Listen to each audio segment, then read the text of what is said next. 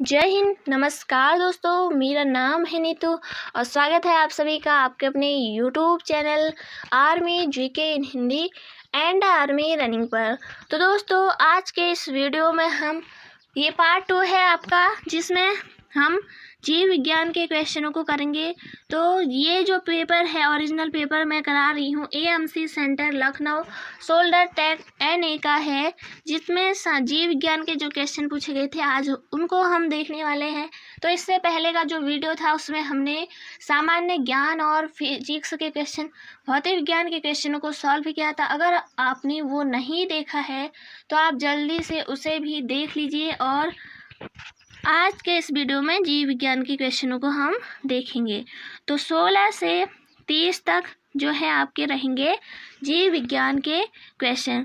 तो आज इस वीडियो में सारे ही क्वेश्चनों को सॉल्व किया जाएगा।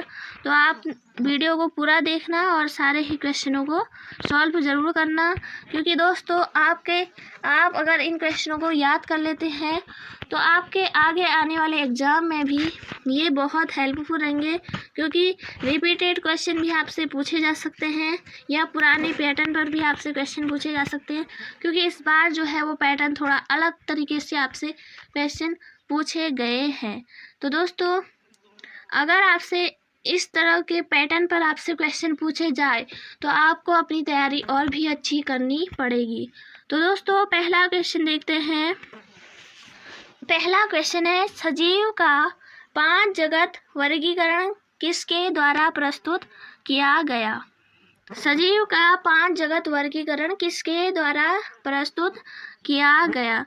तो इसका सही आंसर है, ऑप्शन दिए हैं व्हीटेकर, बेंथम और हुकर, एल्गर और प्लांट या हचिंसन।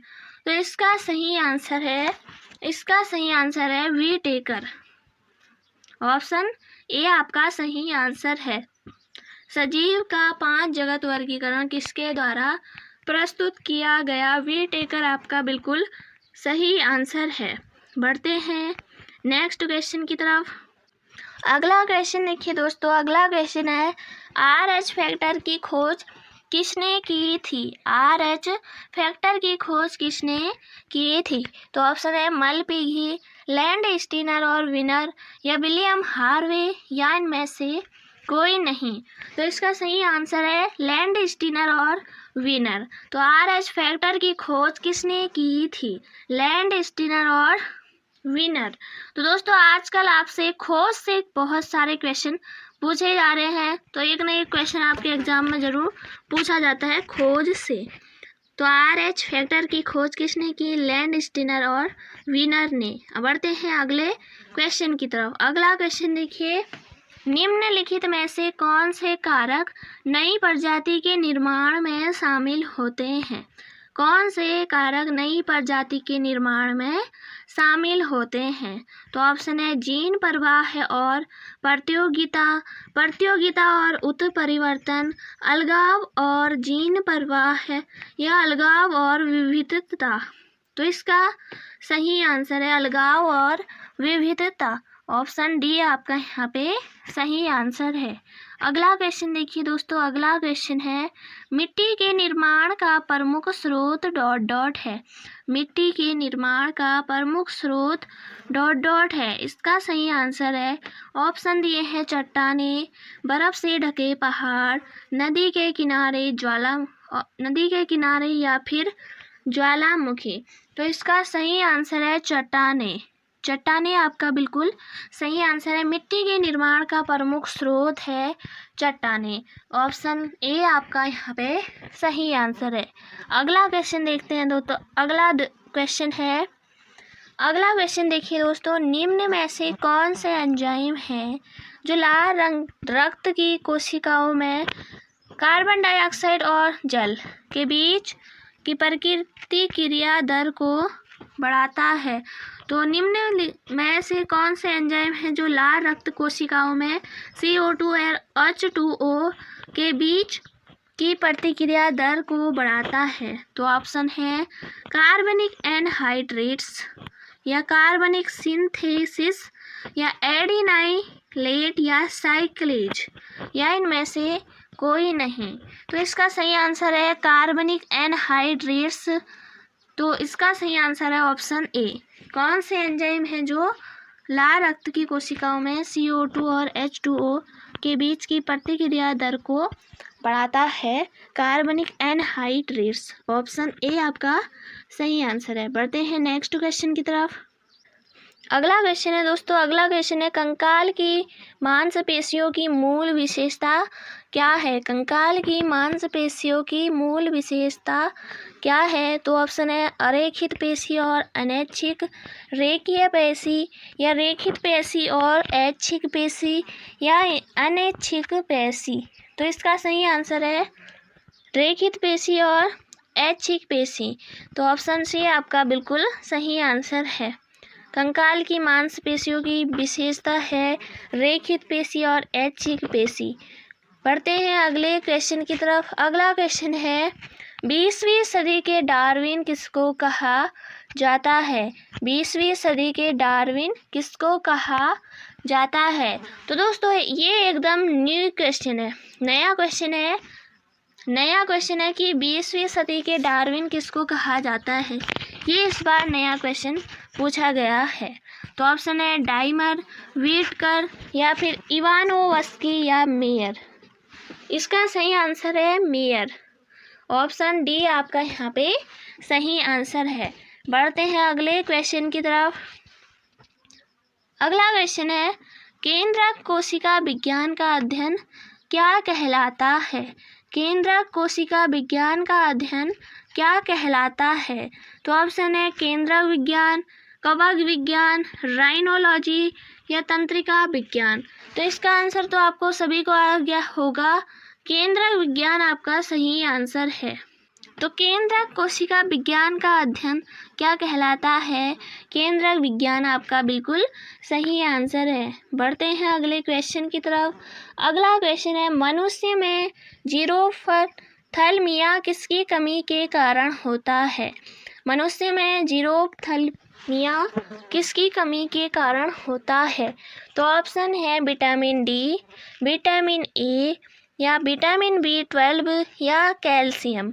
तो जीरोफ्थैल्मिया किसकी कमी के कारण होता है?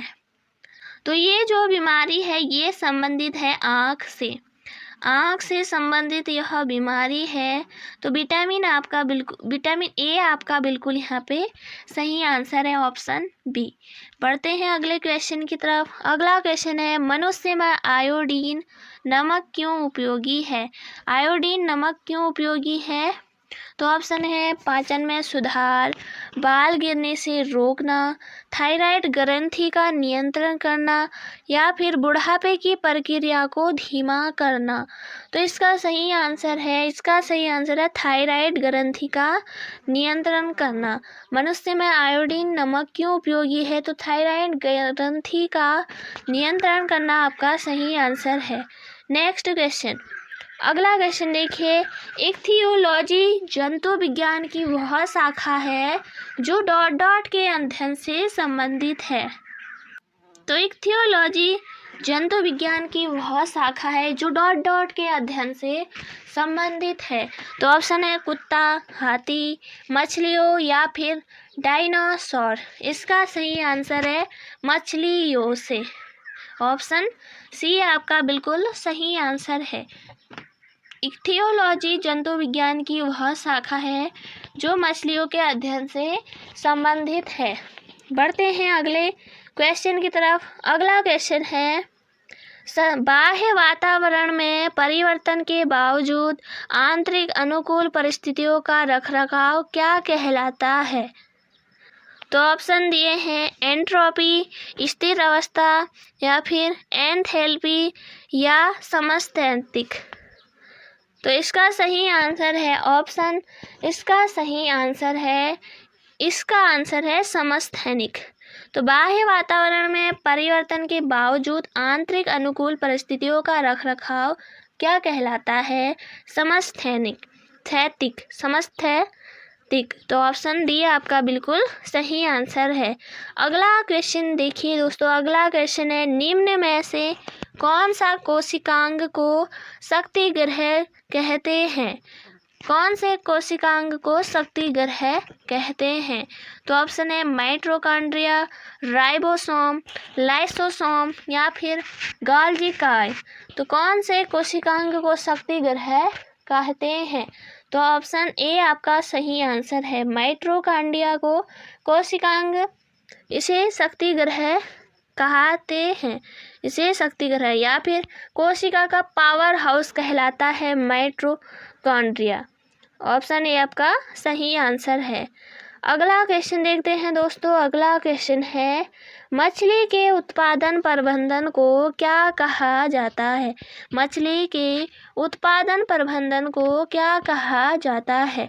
तो ऑप्शन है रेशम कीट पालन, मत्स्य पालन, मधुमक्खी पालन या जलीय कृषि। तो इसका सही आंसर है मत्स्य पालन। मछली के उत्पादन प्रबंधन को क्या कहा जाता है? मत्स्य पालन। तो ऑप्शन बी आपका यहाँ पे सही आंसर है। तो दोस्तों बढ़ते हैं अगले क्वेश्चन की तरफ। अगला क्वेश्चन देखिए दोस्तों, वंशगति और विविधताओं का अध्ययन को क्या कहा जाता है? वंशगति और विविधताओं का अध्ययन को क्या कहा जाता है?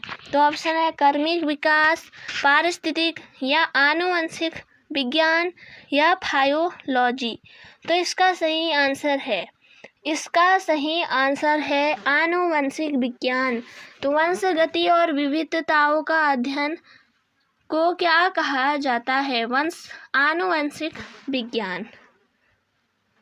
तो दोस्तों ये थे आज के क्वेश्चन, जिसमें हमने जीव विज्ञान के क्वेश्चनों को सेक्शन 3 आपका आज कंप्लीट किया। तो दोस्तों आपने सारे क्वेश्चनों को पूरा किया होगा, तो कितने क्वेश्चन आप सही कर पाए हैं ये ज़रूर देखिए, कितने क्वेश्चन आप सही कर पाए हैं। तो अगला पार्ट में हम देखेंगे रसायन विज्ञान के क्वेश्चनों को, जो कि आपके 31 से 45 तक होंगे।